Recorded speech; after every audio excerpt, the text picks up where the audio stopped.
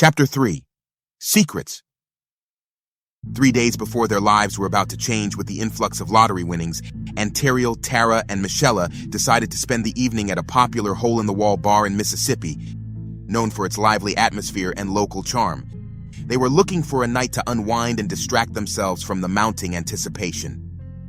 As soon as they walked into the bar, the vibrant sounds of blues music and chatter greeted them. However, their relaxation was short-lived. Across the room, they spotted Mary, Mario's ex-girlfriend. Mary and the group had a history of bad blood, particularly Antariel. Mary, already showing signs of heavy drinking, staggered over to them. Her eyes locked on Antariel. "So, I hear Mario's about to come into some big money," she slurred, a sneer on her lips. "And since I've been so kind not to put him on child support all these years, I think it's only fair I get my share." Her words were like a spark in a tinderbox. Antariel, feeling her space and patience invaded, responded with a sharp tone, "Mary, you've got no right to Mario's money, and you're in no state to be making demands." The tension escalated quickly.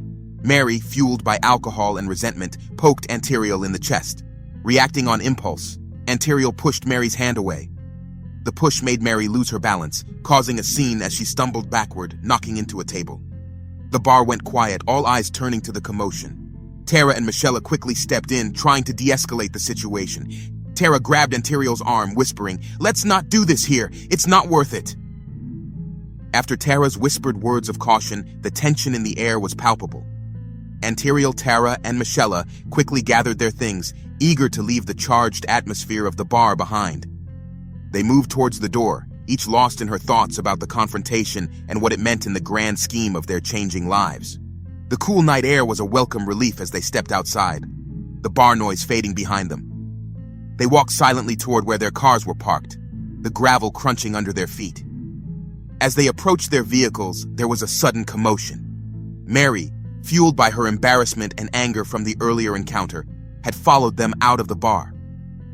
"You think you can just push me around and walk away?" she yelled, her voice slurred but filled with venom. Before they could react, Mary lunged forward, shoving Antariel in the back just as she was about to get into her car.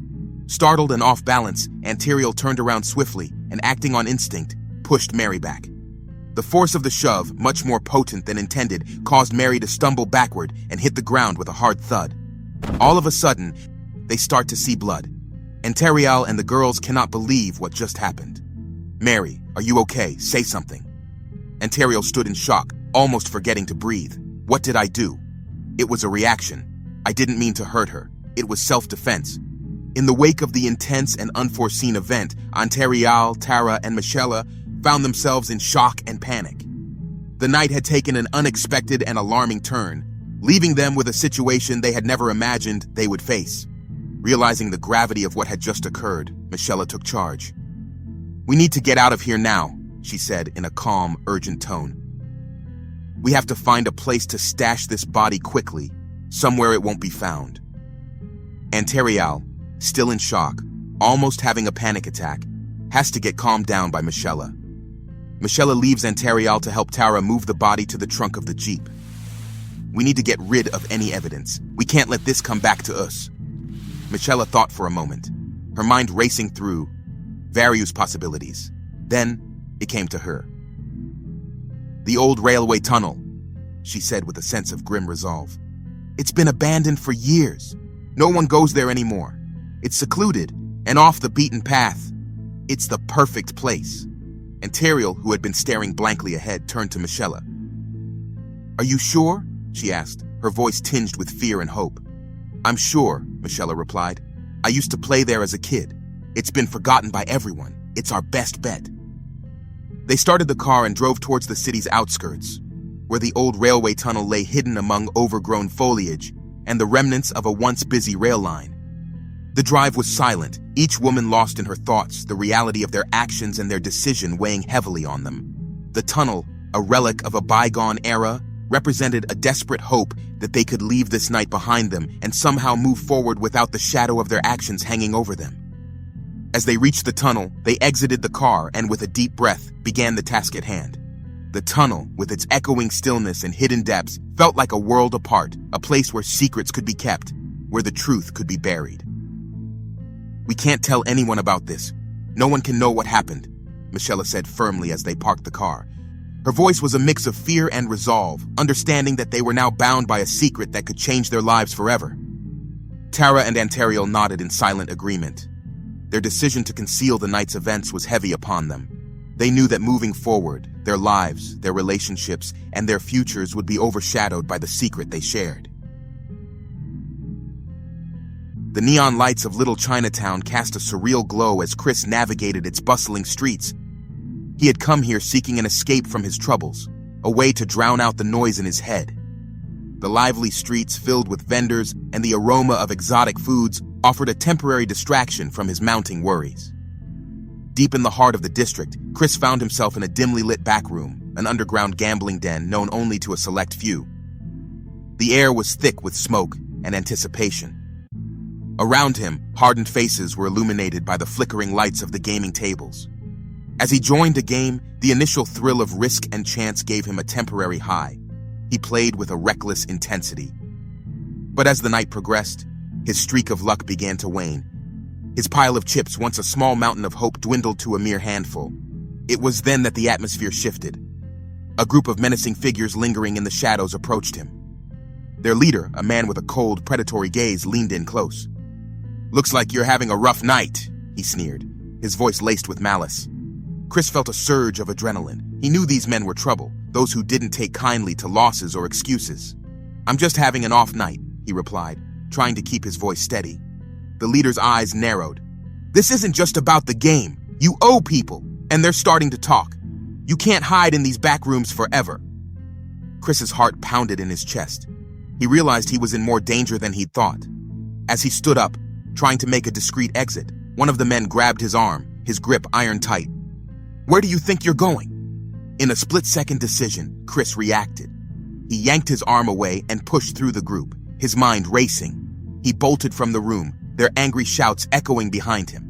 The streets of Chinatown were a maze of light and color, filled with people and noise. Chris dodged through the crowds, his breath ragged, the sounds of his pursuers close behind. He weaved through vendors and ducked under hanging lanterns. His heart was racing, fear and desperation driving him forward. He could hear the footsteps of his chasers, their shouts getting lost in the din of the night market.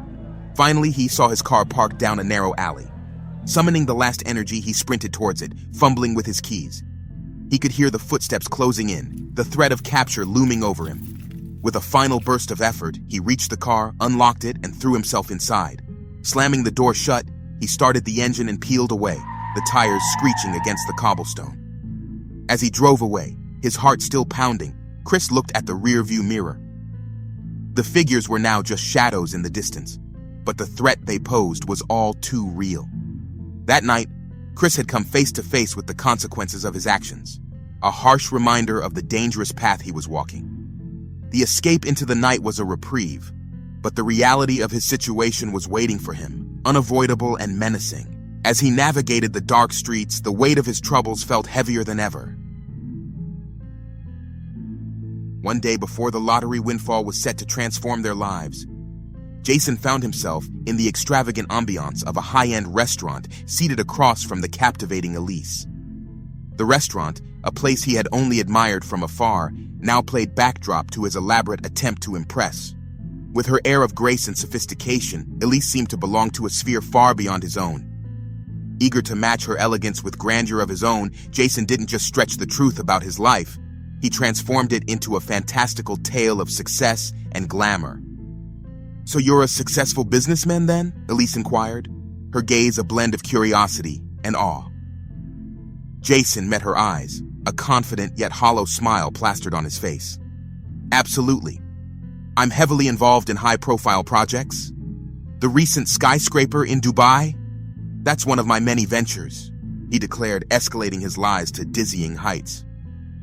Throughout the evening, Jason spun a dazzling web of fabrications. He talked of extravagant parties with celebrities, whispered deals with tech tycoons, and even a secretive, groundbreaking project in space tourism. Captivated by his stories, Elise hung on to every word. Her laughter filled the space around them, encouraging Jason to delve deeper into his fictional world. Feeling a surge of recklessness, Jason decided to push his charade further. "You know, I'm quite well acquainted with the chef here. A personal friend, he boasted, gesturing grandly around the restaurant. Elise's eyes widened in surprise. Really? That's impressive. I know Chef Antonio too. He's an old family friend. Jason's heart skipped a beat, but he was too far down the rabbit hole to back out. Yes, Antonio and I go way back. He often consults me for culinary ideas, he lied, oblivious to the trap he was walking into. The esteemed Chef Antonio emerged from the kitchen to greet guests as if on cue. Spotting Elise, he made his way over with a warm smile. Elise, it's been too long, he exclaimed, embracing her. Elise beamed. Antonio, I want you to meet Jason. He was telling me how well you two know each other.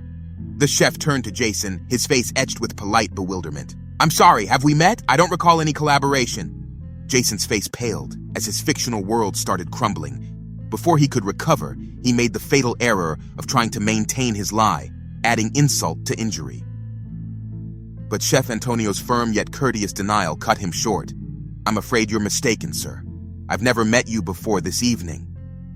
Elise's demeanor turned icy, her patience with Jason's charade evaporating. Lying about your achievements is one thing, Jason, and fabricating personal relationships, especially with someone I hold dear, is inexcusable. With a swift movement born of anger, she picked up her glass of water and splashed it across Jason's face. I have no tolerance for such disrespect, she declared, her voice laden with scorn. Humiliated and exposed, the grandeur of the restaurant seemed to mock him. His elaborate lies had not only cost him his dignity, but also a chance with Elise. Walking out into the night, the bright city lights seemed to spotlight his shame. As he wandered the city streets, he realized that the facade he had built was not just unsustainable, it was self-destructive. The impending lottery win would change his financial status, but it couldn't buy authenticity or erase the folly of his own deceit. It was the day the group had been waiting for. Their lives would change forever. One by one, they awoke to the reality that the lottery winnings were no longer just a distant dream.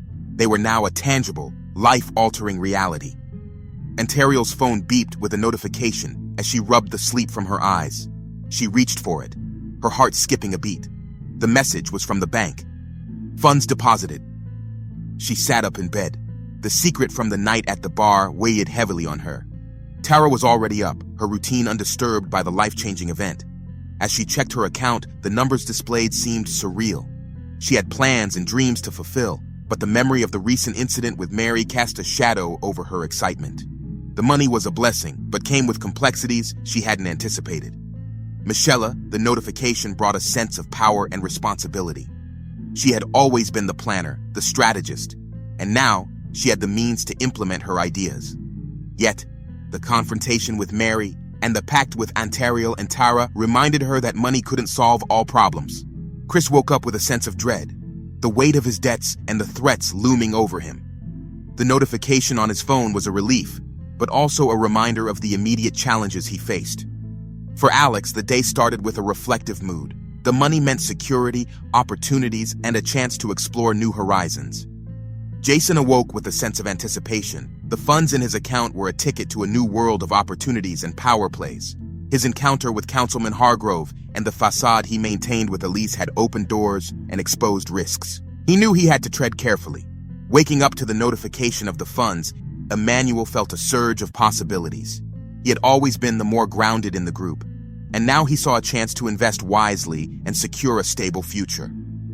Ladarius greeted the day with enthusiasm. For him, the lottery win was a chance to start fresh, to embark on ventures he had only dreamed of. The numbers in his account were a ticket to a new beginning. For Mario, the lottery win was more than just a financial windfall. It was a pivotal moment that held the promise of transformation. He had always been the one who dreamt of change, of breaking free from the constraints of his routine life. And now, those dreams were within reach with the substantial amount reflected in his bank account. Excitement bubbled over in the lively group chat as each friend pitched their dream vacation idea. Michelle's vision of a European tour, and Terial's thrilling African safari, and Chris's laid-back Caribbean cruise all sparked joy. But Jason's suggestion of Tokyo, Japan, truly ignited the group's imagination. Mario, typically more of an observer, joined in with growing excitement. Imagine the adventures we'll have in Tokyo. The blend of ancient culture and cutting-edge tech is just mind-blowing. The chat quickly filled with vivid images and captivating videos of Tokyo's neon-lit streets, tranquil temples, and bustling markets. Tara's enthusiasm for the world-renowned sushi at Tsukiji Market was contagious, and Chris couldn't wait to create lasting memories in such a vibrant city. Michelle, always the planner, jumped into action. Tokyo it is then! I'm on flights and hotels. This is going to be the trip of a lifetime. The chat was a whirlwind of enthusiasm as they threw around ideas for their Tokyo itinerary. From plans to cross the iconic Shibuya crossing to dreams of savoring ramen in a tucked-away noodle bar, every message added to their collective excitement. Chris, momentarily setting aside his challenges, couldn't help but get swept up in the moment. This will be more than just a vacation. It will be an epic adventure. Michelle, with her knack for organization, was already listing out potential accommodations and flight options. Okay, I found some great flight deals, and some amazing hotels are in the city's heart. The group's anticipation reached new heights. The conversation turned into a lively exchange of must-visit spots, from the historic Asakusa district to the trendy Harajuku neighborhood. Finally, as the plans began to take shape, Alex perfectly summed up everyone's sentiment. I can't believe this is happening. Tokyo, here we come. Their chat, once a simple way to keep in touch, had transformed into the launching pad for an adventure none of them would ever forget. As they signed off, each friend was left with a feeling of exhilaration. Tokyo was no longer just a dream. It was about to become their incredible reality.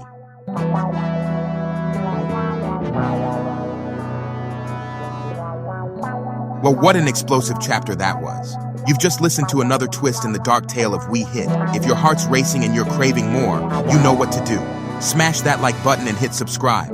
Things are about to get even bloodier, more deceitful, and thrilling. So stay with us and brace yourselves for the next chapter.